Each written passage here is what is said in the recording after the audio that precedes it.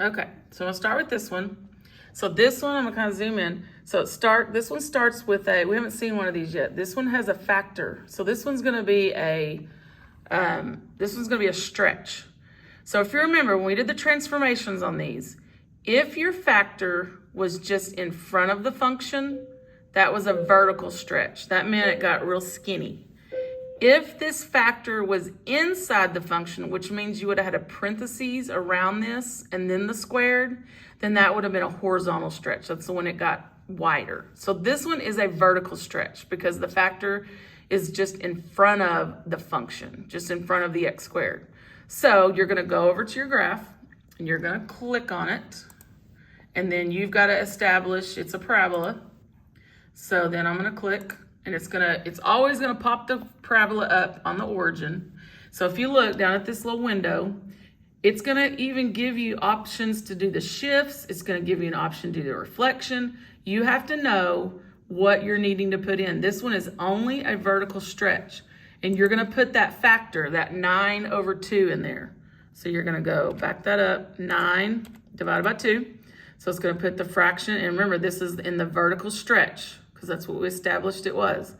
And so then you're going to, I think you can enter, or maybe, yeah, it already did it. See how it kind of made it skinnier? And so now we're gonna check our answer, and we got it right. All right, next one. This is one where we have vertex form. So it's already ready to go. So we're gonna go to our graph, click your graph. And so this one means, remember the number in the function is your left and right shift. So this one's +3, so that means it's gonna go left 3. The number on the outside of your function is your up and down. So this one's gonna go down. So these are both negatives. So that means your vertex is at -3, -2. All right, so they're gonna want you to put in, so I see they're asking for stretches. Well, this one didn't have a factor in the front, didn't have a number in front, so it doesn't have a stretch or a compression. It does have a vertical shift. So remember the vertical was this number, the -2. So that's what you're gonna use this little slider. You're gonna go to -2. And then the horizontal shift was +3 in the function, but remember it would be actually -3 when you do your shift. Then it asks for reflections. This is not a reflection because it didn't flip. So there, so you just check, make sure your vertex, we talked about the vertex was at -3, -2, and there it is. And so you check it, and we got it right. All right. So one more. We've got these that are not in, vertex form.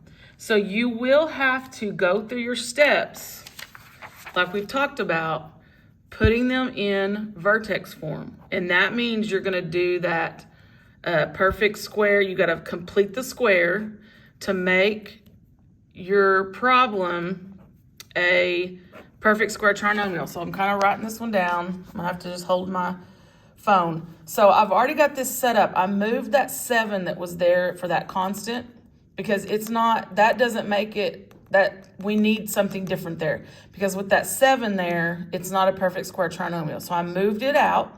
You can't just get rid of it, you have to move it. So I moved it out. And so now I'm gonna do my work to get my third term. So remember we do that by saying, we say 6 divided by 2, which is 3, and then we square it, which is gonna be 9. And so remember, whatever I add here, I've gotta add here, okay? So now I can make my binomial squared. So I'm gonna say x plus, remember use that sign, and then that's gonna be 3 because the square root of 9 is 3. So x plus 3 squared, okay? Then you're gonna do -7 plus 9, which is 2. And remember, we need that back to this side because we need our function notation, and we can't have 2 equal signs.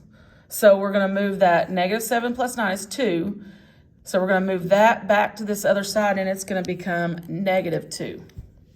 So there's your vertex form, which now you can see your transformations. And that problem ended up being the same as the problem we just graphed on the earlier one. So that means you have this is a left shift 3 because it's plus 3, so it's opposite. So it's going to be a left to 3 places, and then it's going to go down 2. So I'm going to go up to my program. I'm going to click my graph, and it's going to put my parabola on. And so then you'll get the same little window, and you're going to go, it's going to shift down 2, and it's going to shift left 3, right there. And so it moved, and we check it, and we're good.